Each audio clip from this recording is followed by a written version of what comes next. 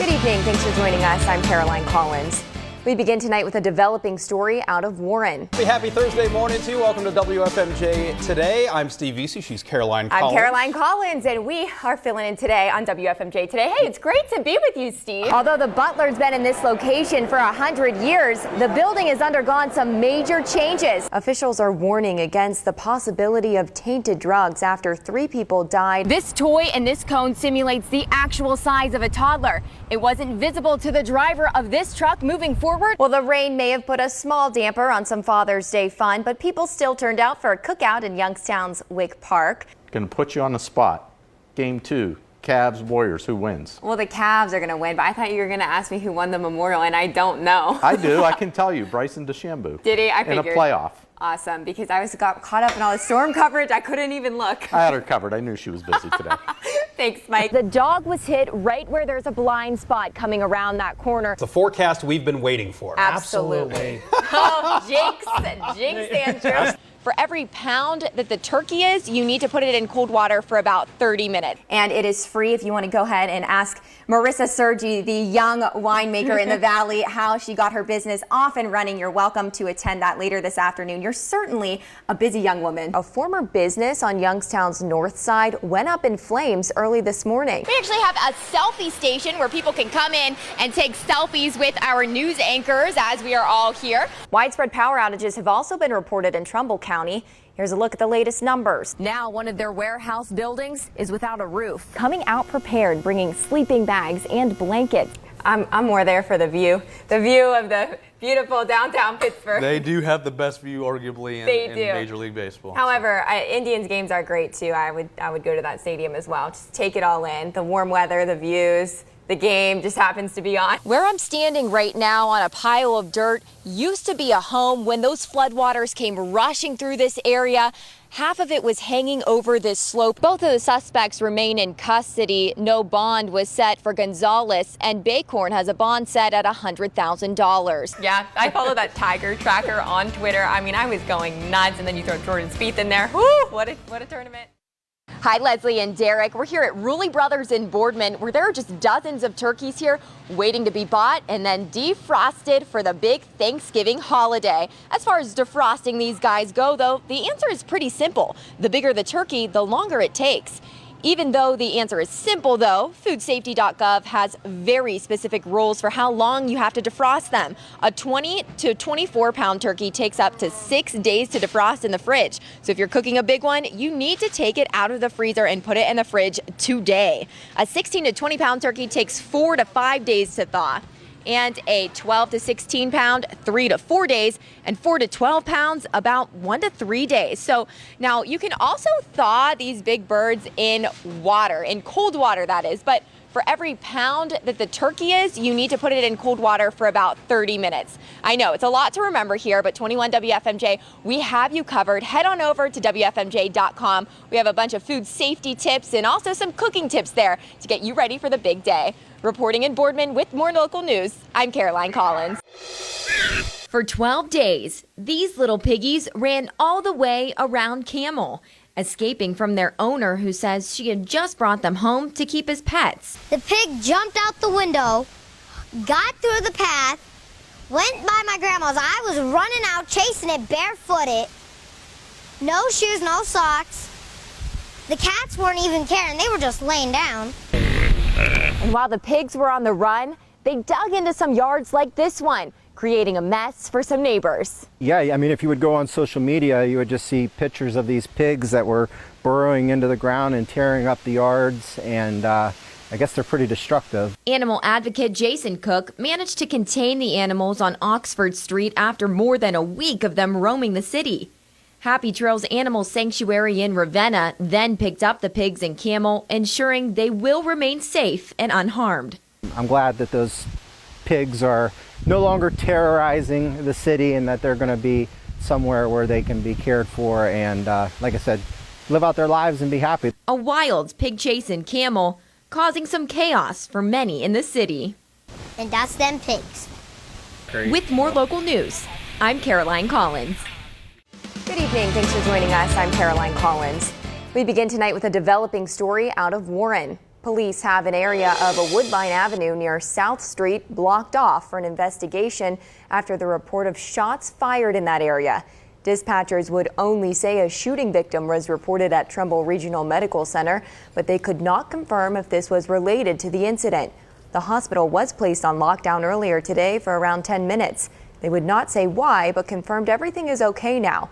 We'll continue to bring you updates on our 21 News app and on 21 News at 11. Officials are investigating after a former business on Youngstown's north side went up in flames early this morning. This is the aftermath of the blaze that broke out around 6:30 at the former Rondinelli Tuxedo dry cleaning building. The fire filled the air with smoke that could be seen for miles. The building had been vacant for years and no one was inside. Officials say the building is a complete loss. An investigation into an officer-involved shooting in Niles determined no charges would be filed.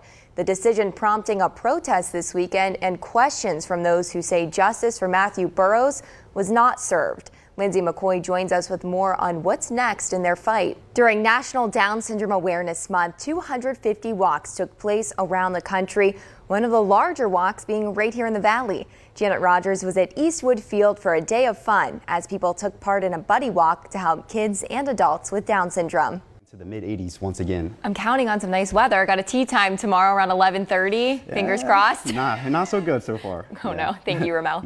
Coming up, the first day of in Trumbull County, apples were on the menu all weekend for Lordstown's Apple Cider Festival. The Lordstown Lions Club have been pressing apples for more than 45 years, and this has become a tradition that brings in large crowds as people rush to the festival to get their freshest apple cider.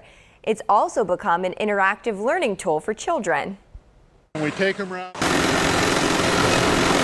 The Apple Cider Festival continues tonight until 9 o'clock. And coming up tonight, don't miss coverage of the Browns and Rams game. Coverage on 21 WFMJ will start at 7 o'clock right here. All right, thank you, Corey. For more local news, weather, and sports, download our 21 News app, and we'll see you right back here after the Browns game. And I did the wrong thing by not believing what he'd said. The father of the 14-year-old boy, Antonio Gonzalez, entered district court denying he had anything to do with killing his son and not taking his son's cries for help seriously. He's now charged with criminal homicide, and his friend, Paul Baycorn, who also appeared in court, is charged with endangering the welfare of a child and criminal conspiracy. This all began unfolding Thursday morning around 10:40 when Gonzalez called 911, saying his son was having difficulty breathing inside of their home, a trailer not far from Greenville. District Attorney Pete Acker says that's not the case. He had died 12 to 15 hours before authorities arrived. He was about 70 pounds. He was emaciated. He looked like a concentration camp victim. The DA says the teen's body was found laying on a black tarp near the main entrance into the trailer he says was in deplorable or concerning conditions. He injured himself constantly. An excuse authorities aren't buying. There was no evidence of that, and the injuries don't support that. It's also believed both Gonzalez and Baycorn used excessive punishment on the teen. They made the 14-year-old hold his hands above his head for 2 or 3 hours at a time. Both of the suspects remain in custody. No bond was set for Gonzalez, and Baycorn has a bond set at $100,000. Their preliminary hearing is scheduled for November 7th. In Mercer County with more local news, I'm Caroline Collins. Welcome back. 6:25 this morning. An entrepreneur from Lowville has been named in Gladys Magazine as Woman of Influence. Marissa Sergi, 24 years old, created Redhead Wine, and boy, has that business taken off here locally. Marissa, welcome. Thank you for coming in. Thanks for having me. Oh, well, we are so proud of you. You're at just 24 years old. You graduated from Lowville High School, and this took off.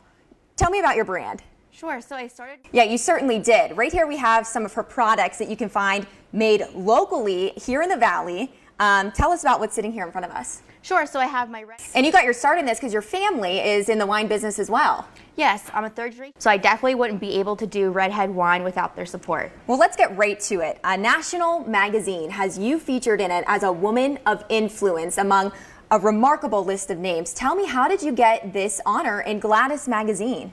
Yes, I entered their... Now, how do you plan to use this as a platform to expand your brand? It's amazing to be on. Well, and she's also giving back to the community. Marissa, you're going to be part of a roundtable tonight at Kent State Trumbull. Yes, so I'm going to be. Absolutely. That Young Entrepreneurs Roundtable is at Kent State Trumbull. It is from 3 to 4:30 this afternoon, and it is free if you want to go ahead and ask Marissa Sergi, the young winemaker in the Valley, how she got her business off and running. You're welcome to attend that later this afternoon. You're certainly a busy young woman. Yes, I enjoy it though. Oh, good. Well, we're so very proud of you, and thank you so much for coming on WFMJ today with us. Yeah, thanks for having me. Awesome. Congratulations on Gladys Magazine. Thank you. It's absolutely insane. There's trees down everywhere, shingles. The aftermath of the storm on Route 7 in Brookfield looks like this. The Brookfield Cemetery strewn with branches and debris, a tree uprooted, and gravestones destroyed. Across the street, residents in shock as they look around their homes. Jeff Wiseman has lived here 43 years and says he's never seen damage this bad as trees toppled over in his yard, nearly hitting his home. Everyone started going to the basement. I was the last one down there, and I had heard it hitting the house, and proceeded down, and within 2 minutes, it was done. A few minutes away, dozens of volunteers showed up at Yankee Run Golf Course on Warren Sharon Road. The owners say 300 to 400 trees were blown over or uprooted. Greens and fairways covered in debris. And this is no island green. It's flooding, stretching over 4 holes. The storm also wreaking havoc on Corella Construction in Brookfield. Now one of their warehouse buildings is without a roof. Don't seem to be much more damage to the main shop, but that building looks pretty bad. Never had this happen before. The Joy Road warehouse destroyed, along with materials inside. Some people in the area say they could see and hear rotation coming and described it as a scary sight. We just started seeing leaves and twigs and all kinds of stuff falling out of the sky, and it was coming from much higher than what our trees were, so they were just falling everywhere. While the storm was short-lived, it will leave lasting effects on the Brookfield community. So we just all have to come together as a community and help each other out. The National Weather Service will have a crew in the area tomorrow morning to assess the damage and to see if a tornado did, in fact, touch down. Hey guys, do you believe it? The Canfield Fair is already underway once again. For years, 21 WFMJ has made the fair its home all week long. We have a couple new additions to our tent this year in front of the grandstands. We actually have a selfie station where people can come in and take selfies with our news anchors as we are all here. Also, we have the ever fun spinning wheel. You can spin that. You win some cool prizes. This is up at some point during the fair hours. Now, if you walk down here with me, we have our anchors out right now. We have Andrew, we have Jen, signing autograph cards, taking selfies.